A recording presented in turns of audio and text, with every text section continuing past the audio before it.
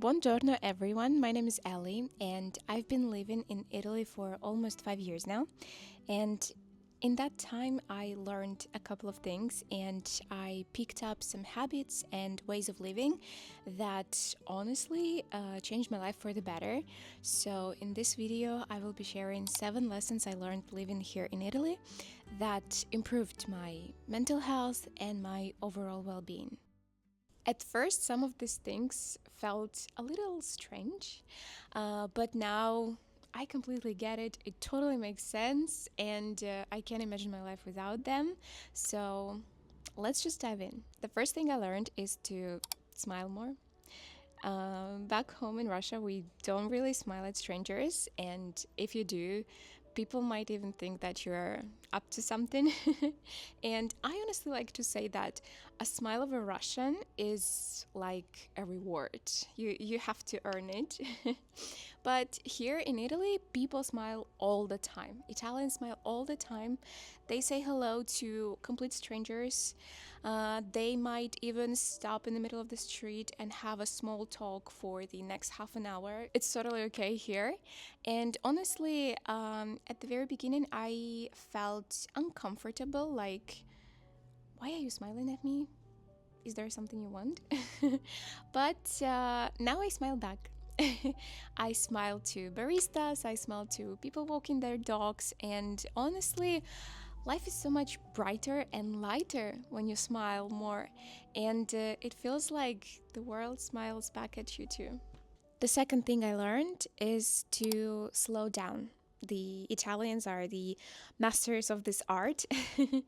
I used to live in constant go, go, go mode, like intense workload, deadlines, always rushing. And in Italy, I learned the beauty of dolce far niente. It's the sweetness of doing nothing. We call it dolce far niente. It means the sweetness of doing nothing. We are masters of it. And I must say that Italians really know how to balance work and life, maybe even too much sometimes. Like, it may be sipping your morning coffee at the bar with your friend and exchanging fresh tea, or soaking up the sunshine, or I don't know, having a proper lunch break. Like, all those things are not considered as lazy here, they are seen as living. And now I let myself slow down and just enjoy and savor every moment, and that just feels amazing. When you live in Italy, inevitably your diet will improve. So I started eating better.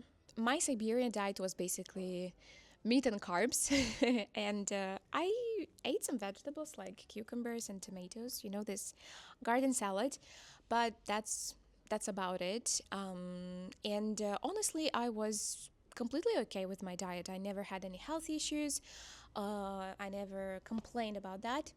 But in Italy, food is it's sacred. Food is everything here. They eat 3 meals a day, always on schedule, which was a very big cultural shock to me, because I was used to eating 2 times a day whenever I felt like it, whenever I felt hungry, and it was a bit of a challenge for my stomach to adjust to eating 3 meals a day.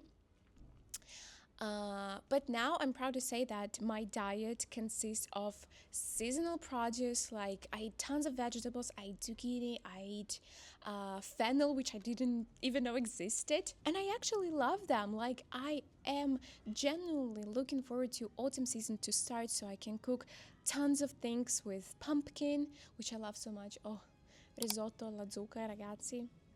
Chef's kiss. My diet now is so much more colorful, and I honestly feel healthier and more energized. Another thing that you inevitably learn living in Italy is that food is never just about fueling your body, is always about the joy. The fourth lesson is about letting go of control, because If you've ever lived in Italy, you know that bureaucracy here is,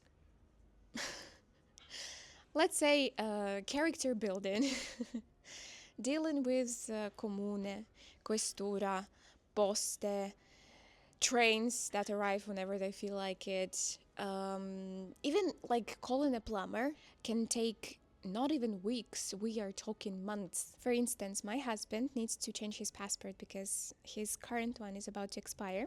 And in the beginning of August, he was getting an appointment, and the first available date was on the 20th of October. Another one. Uh, Always in the beginning of August. I don't know why.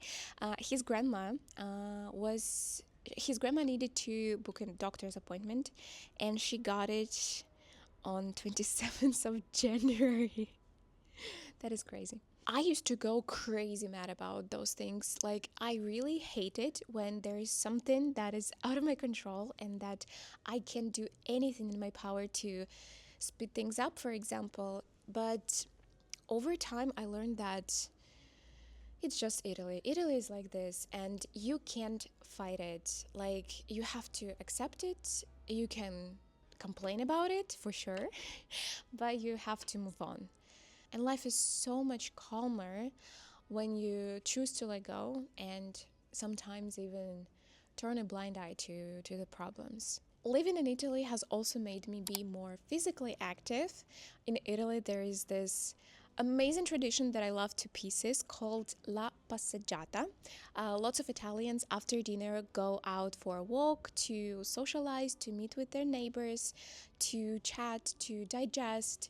And now me and my husband, we do the same thing. We go out on our evening walks, sometimes even morning ones, and we just chat. We plan, we dream, we enjoy the great outdoors, and actually, I think that it's good not only for your health and for digestion, but also for our relationship too, for sure. Of course, I also learned how to talk with my hands because you know that Italians do not just talk, they perform.